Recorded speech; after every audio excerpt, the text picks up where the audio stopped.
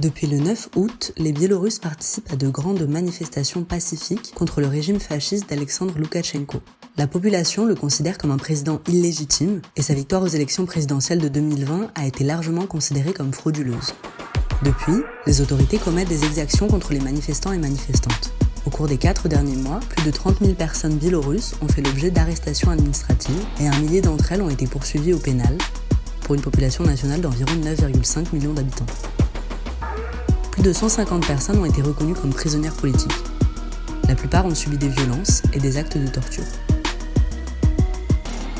Il y a déjà eu en Biélorussie des manifestations lors des précédentes campagnes présidentielles, mais ce n'est qu'en 2020 qu'elles sont devenues aussi persistantes et nombreuses.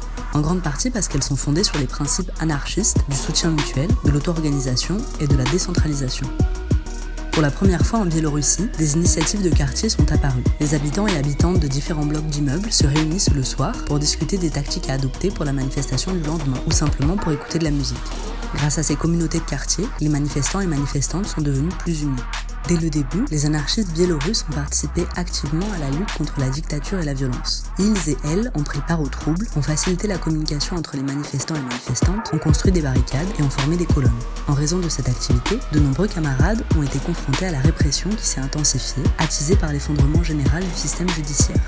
Les prisonniers politiques anarchistes Ivan Krasovski et Mykola Dziadak ont été violemment torturés. Quant à Ihar Alinevich, Dmitri Dubovski, Dmitri Riazanovich et Sergei Romanov, qui ont mené plusieurs actions directes sans faire une seule victime, ils ont tous été accusés de terrorisme. Comment pouvez-vous aider ?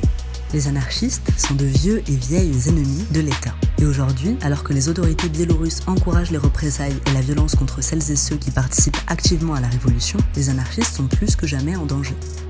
Voici comment vous pouvez les aider. Faites tourner l'info, partagez cette vidéo et les articles sur la situation en Biélorussie, participez financièrement aux campagnes de soutien, envoyez une carte postale ou une lettre aux camarades détenus.